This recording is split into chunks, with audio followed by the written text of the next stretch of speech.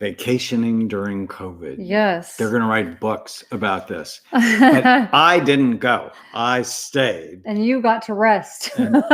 She took the, other 5 people, yes. your mother, your yes, daughter, all the kids. 2 nieces. Yeah. And I rested. It was so awesome. Yeah. So you got to rest and I went to Hawaii. It was lovely though. So felt a little bit normal. And finally. You guys had tamed your dragons. There was not that much drama on vacation. No. Usually the dragons are out there fighting and getting all crazy. Nope. We had fun. I have introduced you to Andy, the ancestral dragon. I already know that dragon. I've been introduced to him many years ago. He wants to smooch you. Aww. He missed you. He missed you. I missed you. So we're going to continue on our series on the bad habit dragons. And I don't know that you read that part of the book, but there are actually 10 different dragons, bad habit dragons. And we talked about the yes, yes, yes dragons and the no, no, no dragons. You should have been here for that one. What are you trying to say? Tan and I, next Tuesday night, 5 o'clock Pacific time, we are going to do a special launch event for Your Brain is Always Listening. It's called 12 Steps to Recover Your Mind. You can sign up. It's free. We're going to be 90 minutes and we'll answer some of your questions. But we're going to unveil actually a brand new 12-step program for difficult behavior and people addictions. saying they can hardly wait to pre-order your book. They can pre-order it now. Can't wait to get it. Well, thank you so much. We're very excited. We've given away like 3,500 bottles of Happy Saffron. Wow. I know. We're That's almost amazing. out. So order it today at yourbrainisAlwaysListening.com. All right. So if you want to change a bad habit, there are 5 steps to changing a bad habit. So step number 1, you have to identify it. Mm-hmm.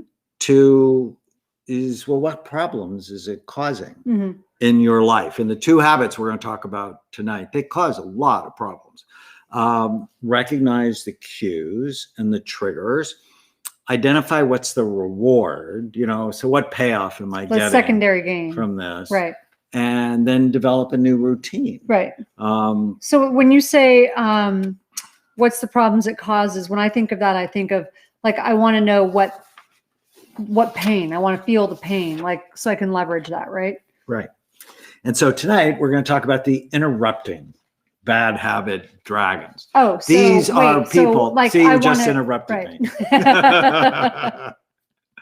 This happens more than I would like. We've got 4 girls or 3 girls in the house. And what does that have to do with anything? No, 4 girls in the house. We have 4 girls in the house. They have more language. We have a lot of language in our heads. So did you know males have language mostly on the left side of the brain? Females, because of estrogen, have language on both sides of their brain. And if you don't think females have more to say than males, you weren't raised in a family with 5, count them, 1, 2, 3, 4, 5 sisters. Right. We don't even sometimes think of it like we're interrupting. We just think we're sharing. Okay. So what are the characteristics of the interrupting bad habit dragons? They interrupt. They talk over each other.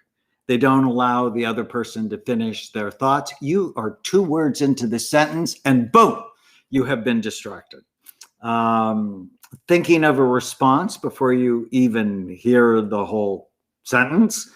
Say the first thing that comes to mind, dominate conversations.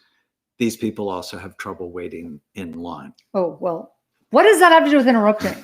Wait. What does that have to do with interrupting? Because they can't wait. It's the same mechanism. But that's not the same thing. You can't wait to say what you're going to say, and you can't wait in line. And what problems? I wait. I'm not buying it. Now, don't get into the no, bad habit dragon. So what are the problems this interrupting bad habit dragon causes? It hurts team performance and damages relationships. It limits communication and people feel shut down. It's the most important thing I do with couples and with parents. You got to let them finish their sentence. And then before you say anything, repeat back what you hear so you really are listening. One thing that I think it also in some ways hurts the person who's interrupting because you're not present. You're not really hearing what the person is saying. So it's hurting your relationships because you're not actually paying attention. Well, and you're making your comment more important than the relationship. And I loved what you said, because that's exactly the issue. You are not present. And if you're not present, you're not seeing the other person. So this is really important. One thing that can help is looking at the person when they're talking, not just thinking about what you're going to say, but really looking at the person when they're talking. Right. So what triggers the interrupting bad habit dragon? Conversations. It's worse when you're tired, when you're angry, when you're intoxicated, or when you get overwhelmed by the partner's words. And this often happens between males and females. Some guys, it's like, it's just too many words. And so they interrupt. Caffeine. Caffeine does that to me. What reward do you get from interrupting? Well, you can vent, you can blow off steam, you get your point across. You have to be right, but it's damaging the relationship. And so if you have one of these interrupting bad habit dragons, realize the impact it's having on your relationships. Ask, then what? If I do this, then what's going to happen? And then practice a technique I love, I read about in the new book, called active listening. When someone says something, repeat it back, listen for the feelings behind the word. And if you think you're going to forget your thought, write it down in the notes section on your phone. Basically empathy training. I like that. It's so important. All right, quickly. One more bad habit dragon. This is the disorganized bad habit dragon. Characteristics, they're disorganized for time, which means they're late and everything's at the last minute. And their space, it's messy. Their room, their desk, their book bag, their paperwork, their files. And the problem with calls is they lose things and they end up with late fees, and it irritates others and it increases stress for them and for others. And the triggers, being in a hurry, deadline, space, and these often go together, the interrupting bad habit dragon with the disorganized dragon. Their reward is they think it saves them time.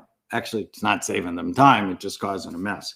And so and I did this for my son who had this dragon. I hired a professional organizer who came in, organized his space, but then came back once a month for like 4 months. And it just figured it out how to be better organized.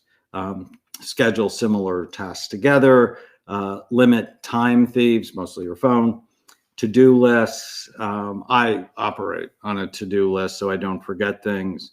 And other people will steal your time. Have you noticed that? So what I listen, and I figure that because, it'd be the end of my workday, and I have 30 messages from patients, and I'm like, and some of them is just a quick question and I would deal with it. And others were talkers. And so now all my patients are going to know this. I start conversations with, I only have a minute. Right. And that way it forces people to get to the point. Now, right. I don't start all the conversation. I don't start it with Tana, for example, or my mom or one of my friends.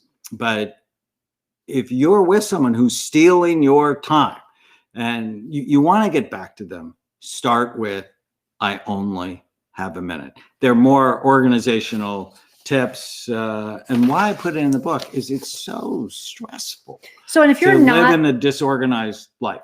if you're not naturally an organized person, I'm not naturally an organized person. So, which is funny because I'm super weird about like my car has to be clean. Like I like to be put together. Like so there's things that I need to have done a certain way, but my space, like you always say, like I've never met a cabinet door that You ever wanted that to I've close. wanted to close. I'm not naturally organized. So what I did is I created but I'm not late. Like I'm not late. You're not. So I'm like, I need to have things done a certain way. And I think that's why sometimes I will sacrifice some things in order to not be late or to be put together. So what I did is I created this rule for myself. I have a 5-minute rule. So it's a little weird, but it's a 5-minute rule. I need to know that things are not beyond me being able to get everything put back together within 5 minutes. So it's like, as long as I can get everything put away and cleaned up and put back together within 5 minutes. And then it's like, I can get, if it gets beyond 5 minutes, I can't, then I get stressed out. So yeah, that's how I control it. And I realized I'd way more have you here than have to throw away a wrapper you haven't even seen. So anyways, we're going to talk about both of our books next Tuesday. And public television is our new show, Overcoming Anxiety, Depression, Trauma, and Grief. Starting this weekend, nationwide, check your local public television stations. We're really excited, and we're going to highlight Your Brain is Always Listening, but also notice how these covers match. The Relentless Courage of a Scared Child, rated 4.8 on Amazon. If you haven't written a review for it, please do. When you pre-order the book, please write a review. If Your Brain is Always Listening, I know you'll love it. We have links below. You can know your dragons, knowyourdragons.com to figure out your dragons. And also, Your Brain is Always Listening. Pre-order the book, get 4 free amazing gifts. Welcome. And home. we are looking so forward to you checking out the PBS show and letting us know what you think. Comes out this weekend. Welcome home. Thank you. Bye, everybody. Bye, everybody.